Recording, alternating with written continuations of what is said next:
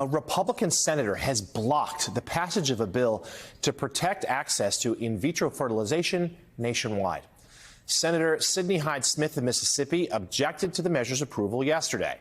The bill was introduced by Democrat Tammy Duckworth of Illinois, who sought to pass it by unanimous consent in light of the recent Alabama State Supreme Court ruling.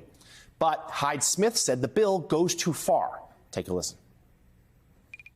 I support the ability for mothers and fathers to have total access to IVF and bringing new life into the world. I also believe human life should be protected. These are not mutually exclusive. Let's be clear about what the Alabama case is about. This was a case brought by families whose human embryos were killed when an unauthorized individual walked into the fertility clinic through an unsecured door, removed several human embryos, and dropped them, causing their deaths. The court's holding in favor of the parents found that these frozen human embryos are children under Alabama law. It did not ban IVF, nor has any state banned IVF. The bill before us today is a vast overreach that is full of poison pills that go way too far.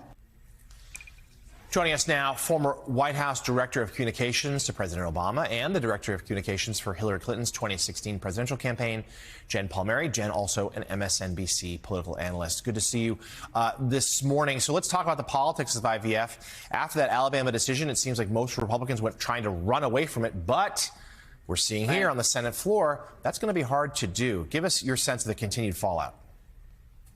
Yeah, the very first time that there is legislation involving IVF comes, a Republican stands up and blocks it. So it's another clarifying moment to show that that I think is going to be a huge deal it's going to be a huge deal in the fall. And every couple of months, something happens in the reproductive rights space that reminds people of just what a shocking and consequential development overturning Roe v. Wade was, right? And I think IVF, if you've been studying the issue for 10 years, you saw this coming. You saw this as a goal of the more extreme elements of the Right to Life movement to get at IVF. But it was really shocking when it happened.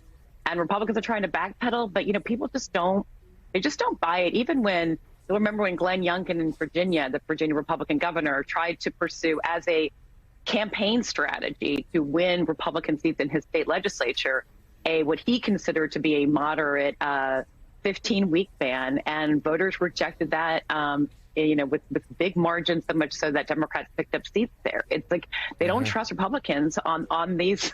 They don't trust Republicans on reproductive rights issues. It's trust women, and this is another. The Hyde-Smith. It's like a, there you go. See, that's all you need to know. When it comes to protecting women, they vote no. They stand in the way. So, Jen, let's go back to our top story this morning. So many Democrats I heard from yesterday in the wake of the Supreme Court decision to hear the Trump case, which therefore could delay the trial till up against the election or even beyond the election. Democrats saying, Trump's going to get away with it again. This is going to happen again. How does this keep happening? But let's get your reaction to that. But also, it seems to me that Democrats shouldn't be banking on the magic bullet of a court case to take down Donald Trump. They've just simply got to beat him in the campaign. Exactly. And the trials have never really factored into my calculus of how Joe Biden wins. And I think I don't see this as a major setback for the election. It was always going to have to be voters turning him out.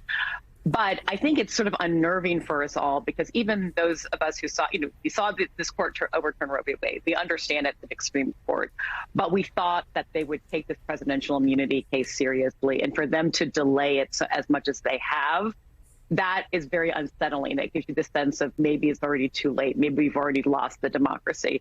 I think people are going to feel uneasy about this for a little bit, but then we'll come back and, Democrats will come back, continue the fight. But this was always going to have to be resolved.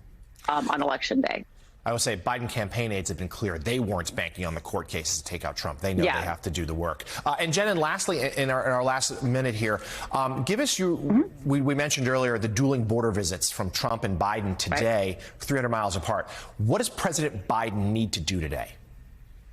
I think he needs to show, he's team democracy, their team chaos, right? It's always it's the core issue for Trump. Biden's not going to overtake Trump on, whether or not people think that he's doing a good job on immigration. Trump will always have that advantage.